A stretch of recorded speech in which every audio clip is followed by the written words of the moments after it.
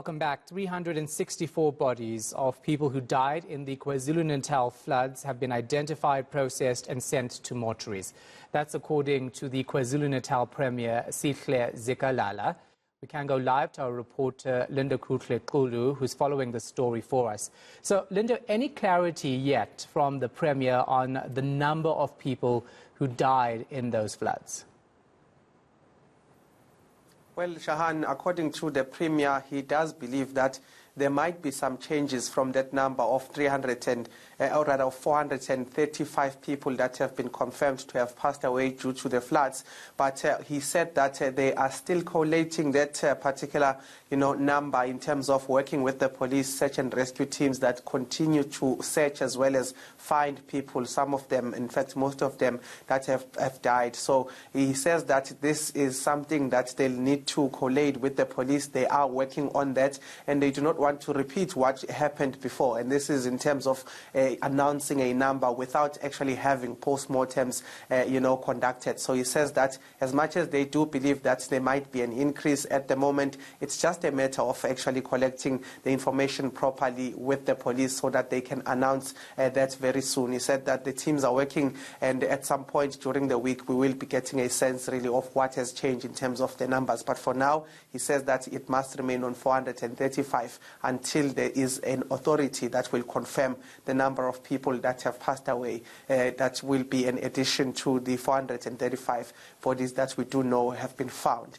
So the Premier today was just giving us an update in terms of what has been happening around the province, some of the efforts to try and rebuild as well as to try and find shelter for those that remain in those shelters as well as community halls. So they are saying that there is progress at this stage. They are working on a number of things, including the electricity as well as water infrastructure, and essentially saying that the work continues and that the situation keeps on getting better from when the floods took place. But let's take a listen to the Premier just explaining some of the things that are happening on the ground. We are working to support families to bury their loved ones. About 364 bodies have been identified, processed, and they've been taken to various mortuaries. They will be buried. Some have been buried, and families continue to bury their loved ones. As government, we continue to support affected families. In case where there is a family that has buried their loved ones without government or without any support, we are working to ensure that those families are refunded. We also understand that the province hasn't received funds yet, despite a national state of disaster being declared. Many would argue the point of a national state of disaster is to speedily get money to the province so it can deal with things fast.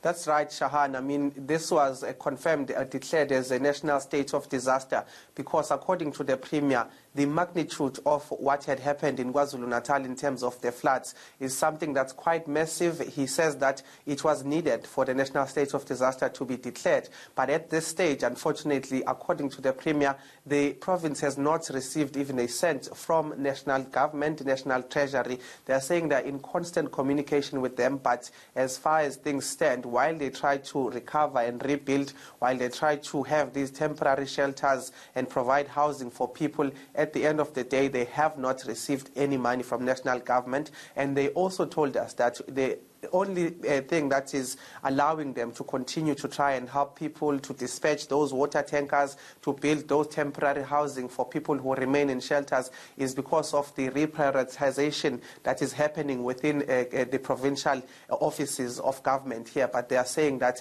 they haven't received that money. And in fact, one of the questions I asked him was then, what is the effect of this? Is it hindering you moving fast in terms of helping people? And he said that he doesn't want to comment on that, but what he wants to say is that they are in constant communication with a national treasury to see when exactly they'll be able to access some of these funds that are quite important in terms of the recovery, the rebuilding of KwaZulu-Natal infrastructure, people's homes and all of those things, as well as helping families bury their loved ones, and search and rescue operations still continuing. So there is a lot, but certainly there is one concern around monies that are set aside to actually carry out and conduct some of these things that we're talking about about. I take a listen again to the Premier just giving us a sense in terms of what is it exactly the status of those monies that are supposed to descend to KwaZulu-Natal.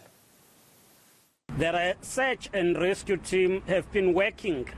The team has been working under very challenging conditions. They've managed to recover other bodies.